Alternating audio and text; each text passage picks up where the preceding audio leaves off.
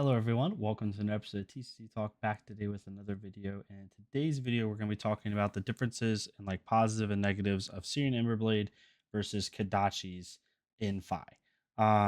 Hopefully y'all been enjoying the content so far in Uprising. I've been really enjoying, sharing a bunch of thoughts that I've had with the new heroes. If you are enjoying the content and you want to kind of add more to the discussion, maybe give some good video ideas, stuff like that, please make sure to join the Discord down below. We have over 180 members in there now, and it's just awesome to see the community coming together. Whether you're a new player or an experienced player, whether you're a ninja player or not, doesn't matter. Definitely join. It's a good time. There's always people in there talking every single day. So yeah, definitely join us there. But I kind of wanted to talk today about Syrian Everblade versus Kodachis and like what my thoughts were on them in Fi and where I'm at with it. Right. For me, I'm on Kodachis as of today on July 15th. I'm running Kodachis as my main board in Fi, and I have Syrian Emberblade in the sideboard for Guardian, for Prism, and a couple other things. So but it really depends like on build right now for me, and but overall it's Kodachis in the main board. The one thing I want to say before I get into this video is, one, it's just an opinion. Two, um, it's totally build dependent. I think there's builds in Fi that work better for Kodachis, and there's builds in Fi that work better for Syrian Emberblade, and it really depends on what works for you, right? I don't think there's a right answer, and I think both have really high positives and really high pop off potential, but both have kind of negatives to them, right? So I'm gonna kind of give a couple examples, try to stay objective. I'm going to give like one or two ways I think Kodachis is really, really good, but overall I'm gonna try to give you my reasoning for both. Before we get into specific examples, just going over the cards themselves, right? Searing Everblade's a 2 for 3. It's a draconic weapon attack. The positives are it comes in for 3, which is really good as a weapon because it hits a point where you're basically most of the time going to make them commit a card from hand. It is draconic, so it helps you be able to add links to go get your Phoenix Flame, things of that nature, right? And it's just a good kind of, I guess, break pointy type weapon, right? Bad things about it is it costs 2, and we'll talk about why that can get a little bit annoying here in a second. It is going to sometimes force you to have to play different lines or choose between the weapon and not swinging it. And it doesn't have innate go again unless you control Draconic Link. So if you get super unlucky and draw into something that doesn't allow you to swing with it on the second link, then it's pretty much can't be used, or else you have a dead hand. So there are positive negatives to it. Kodachis, on the other hand, are not draconic, so they don't go towards your draconic links unless you pair them with Brand of Cinderclaw. And they only attack for 1 each. Now that's a positive and a negative. So the negative side of their power is they only attack for 1 each. So you're using 2 resources for 2, whereas Syrian you're using 2 resources for 3. However, the positive that Kodachis have is they are over 2 links, whereas Syrian is only over 1. And we'll kind of talk about why that's important here in a second. And then the last, I guess, negative, so to speak, is you have to have a 0 cost blue or 0 cost in your pitch zone period to get them to have go again. So it does limit your blue usage as far as with Fi and kind of how that goes. So again, I think it's build specific is the easiest answer, but I'll kind of give you some specific examples to kind of show you like what I'm talking about. The first example I wanted to bring up is when you have a 4, and these are all 4-card hands, by the way. When you have a 4-card hand that gives you a blue, 2 1-cost cards, and a 0-cost starter, with one of the 1 costs not being a go again or a rupture, basically. So if your 1 cost is a take the tempo, if it's a breaking point, if it's a rise up, if it's any of those type of cards, shoot, if it's one of those 1-cost cards, right? With this, you kind of, when you have a hand like this, if you do not have a tunic resource, right, this kind of puts you in a weird predicament, right? The obvious play line is pitch or play Ronin Renegade, or not Ronin Renegade, play Mounting Anger for 4, pitching a blue, 2 resources floating. Let's say they don't let that, they let that hit. You banish Ronin Renegade, right? Then you swing with Emberblade with your last 2 resources. Now you've gone for 7. You play Ronin Renegade for 3, that's 10. You Fi ability to go get your Phoenix Flame, play it for another point of damage at 11, and then you arsenal your Take the Tempo. You can't swing with Take the Tempo in this line unless you pitch your Phoenix Flame, because, right, which you don't really want to do, because you ran out of resources from playing these 2 cards, right? So again, this puts you in a situation where if you want to play a line like this, you basically have to decide, I am going to Arsenal Take the Tempo, which still isn't bad, right? It's definitely not a bad hand. You're doing 11 points of damage over 4 links and still getting Arsenal, a really good card. Not bad at all, right? forcing one mass block for the most part. Or the other one, right? Just making sure I have this right, is you play Mounting Anger into Rowan Renegade. You pay the one resource to go get a Phoenix Flame, play that for 3, right? Not swinging with Ember. And then if you really want to try to get that on hit effect and play, use your last resource to play Take the Tempo.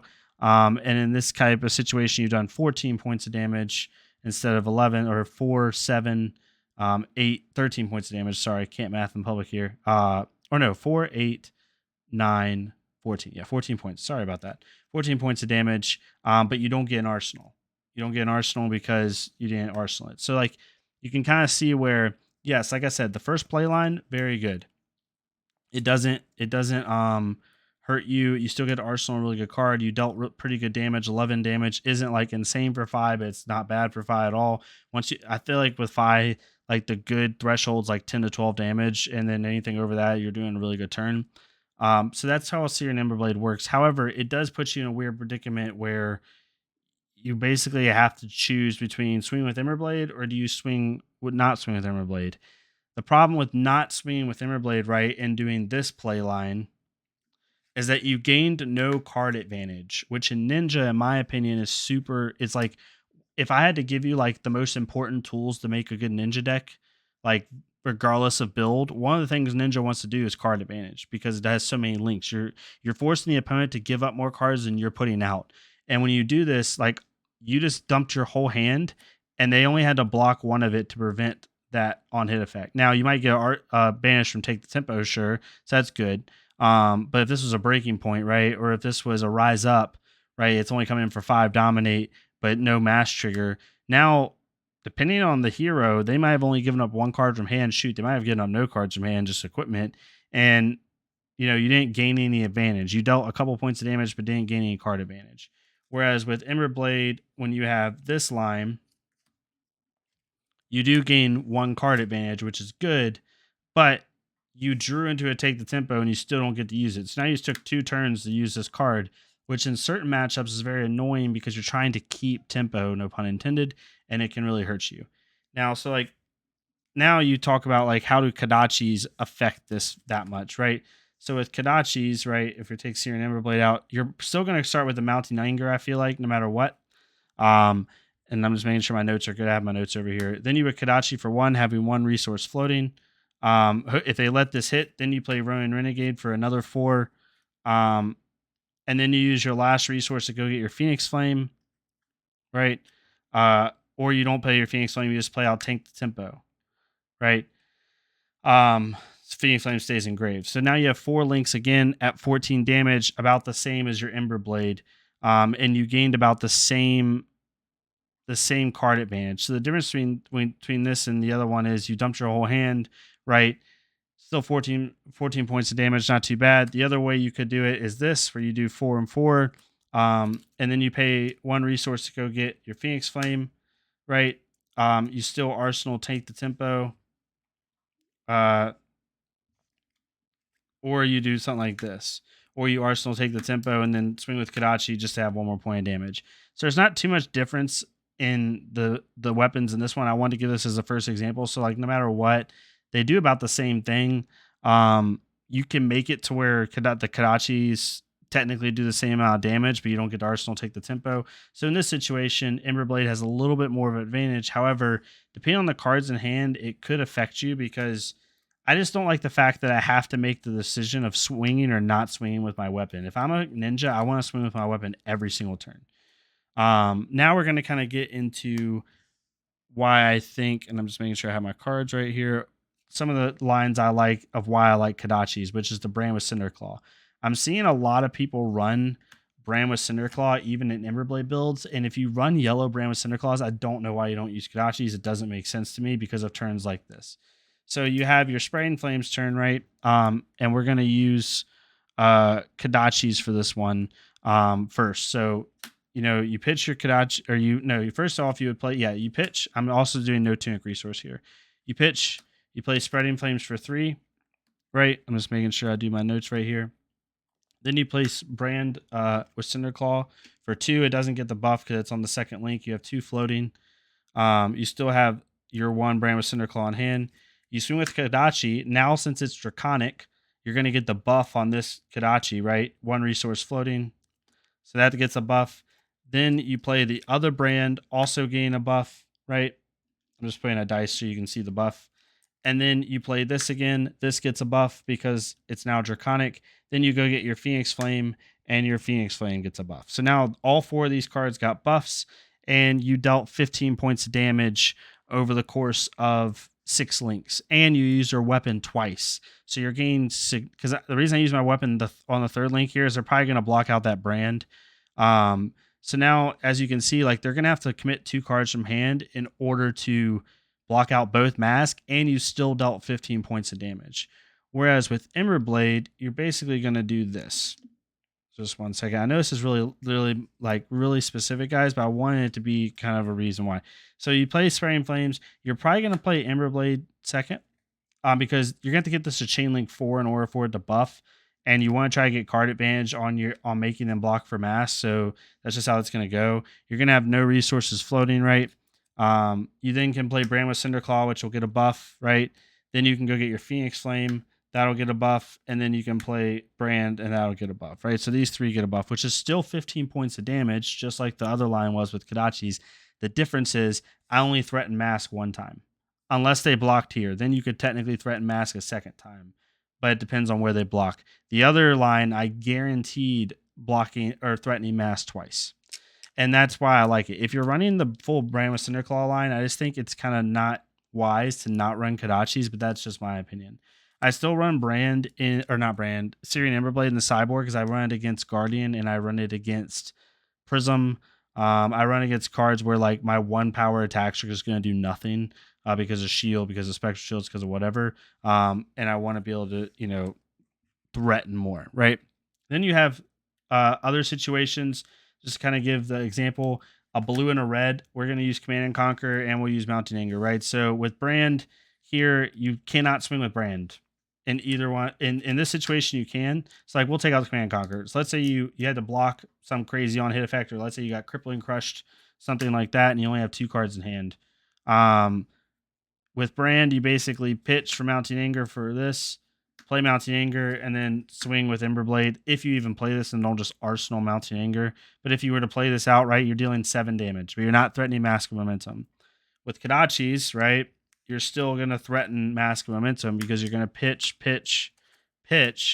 And yes, you lose 1 point of damage, but now you threaten Mask of Momentum with this. A little bit better, right?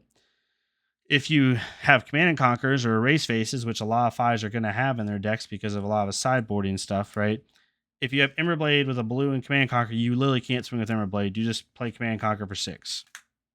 If you have Kodachis, you can at least get 1 more point of damage in there by doing Kodachi, Command and Conquer for 6. So overall, in my opinion, 2-card hands favor Kodachis way more with a blue, favor Kodachis way more than they do than Emberblade. The final thing I'll show is 3-card hands. 3-card hands do favor Emberblade because if I play Rising Resentment here, and this is the natural best 3-card hand you can have in 5, in my opinion. Rising Resentment here, you pitch, you play Emberblade for 3, now you're at 6. You use your last resource to go get a Phoenix Flame, play that, and then play Lava Burst. Really good 3-card hand. Really nice for that. Whereas with Kodachis, you basically have to do this. You still need, you're gonna have to use 2 resources to go get a Phoenix Flame. You use your last 2 resources to get a Phoenix Flame, then you play your Lava Burst, so you're losing 2 points of damage. So yes, technically on a 3-card hand, most of the time Syrian Emberblade is going to do better for you, unless this is a 1 cost. Now you have a choice you have to make, right? If this is a 1 cost with the blue, now we're in a little bit of a weird spot because now we have to pitch, play Mounting Anger. But if we swing with Syrian, we have no resources left.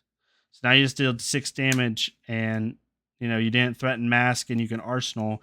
Whereas with Kodachis, you can at least go Kodachi for 1, Kodachi for 2, Mounting Anger for 4, Lava Burst for 5. Does that make sense?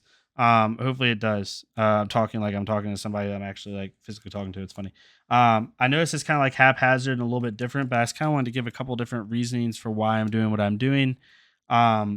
But where Kodachis, so now that we're showing a couple examples on like what's good and what's bad, the key cards, right? Like when you're playing Brand, you're just playing a lot of good quality attacks.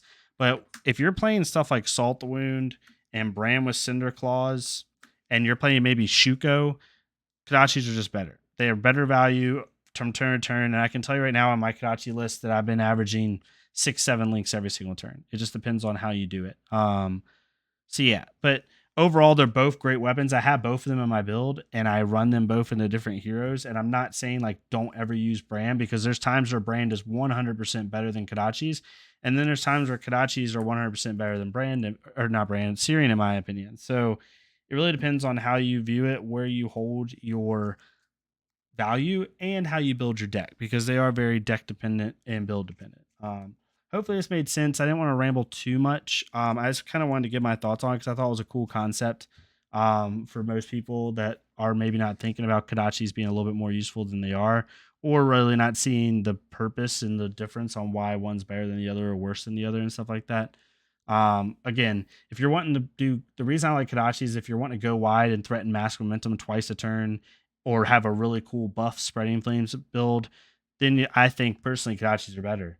And they provide more flexibility. But if you're going for raw damage, power, and consistency on Draconic Links, Emberblade's better, right? It just depends on what you value most. Hopefully this made sense. Hope you liked this. If you did, please leave a like, comment, subscribe. If not me, it's fine. Go to our Fleshbug career. Do the same thing for them so we can get more people seeing this game. Join the Discord if you want to. We'd love to have you. And hopefully we can see y'all in there. And yeah, I'll see y'all next time on TCG Talk. Thank y'all so much.